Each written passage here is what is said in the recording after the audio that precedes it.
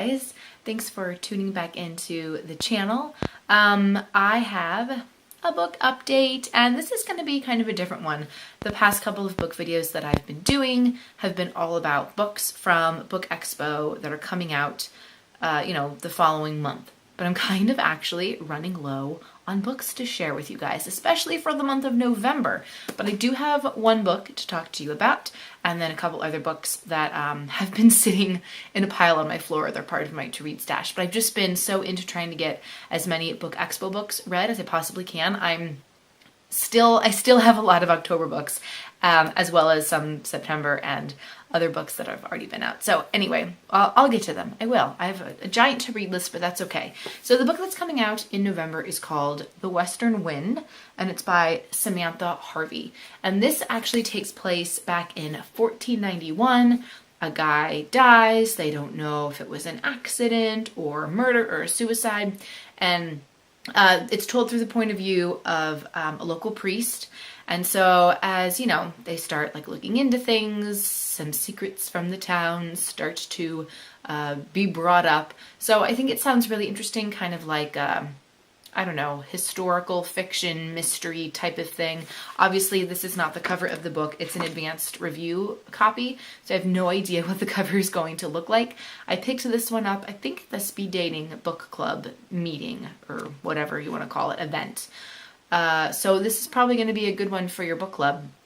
So yeah, and I kind of like that it seems sort of like spooky, I guess, a little bit. So it's kind of perfect for right after Halloween to kind of continue that theme on. So the other books that I have on my to-read list, I got all of these for Christmas last year, and I still haven't made my way through that. But anyway, here are the ones that I have left.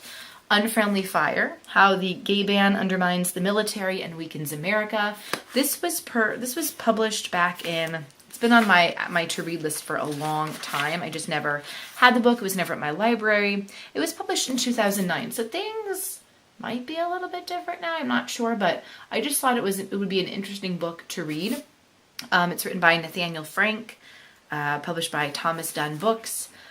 So I still do want to read this one because I think it sounds really interesting. Then and this one has been in my to-read list for forever. Praying in Color by Sybil Macbeth. And it's sort of like, I knew somebody who had it. It's sort of like, I guess like a Bible study, but it encourages some fun creativity a little bit, right? So I just always thought it would be, for a person like me who's creative, you can see all of my scrap stuff is behind me.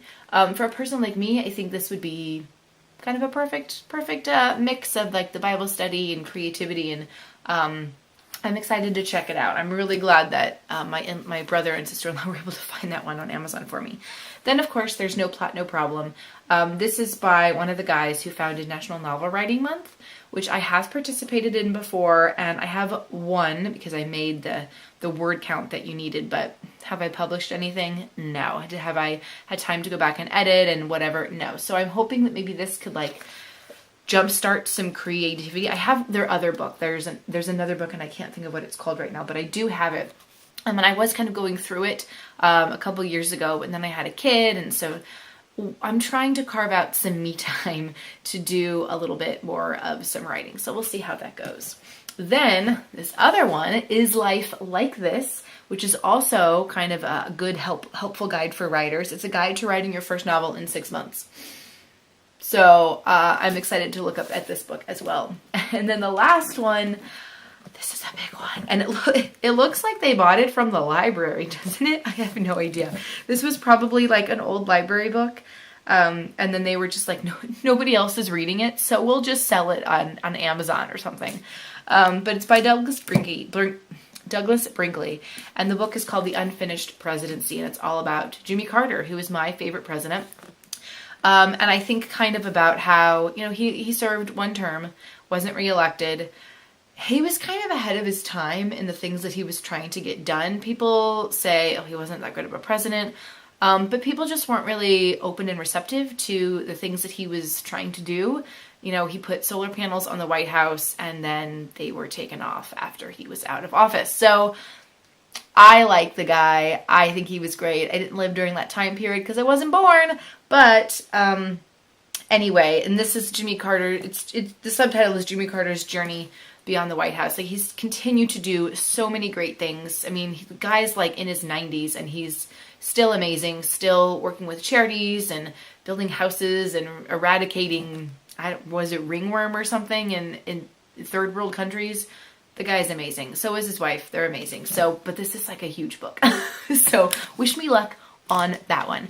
And that's what is on my to read list for right now. I would love to hear what you guys have on your to read lists, and stick around, subscribe to the channel so that you don't miss another book update from me, because there are a couple more Book Expo books I'm going to share with you. They're coming out in January, so that video will be later. But stay tuned to the channel, and subscribe to me on social media because I'm always posting lots of fun stuff, and those links will be below. Bye!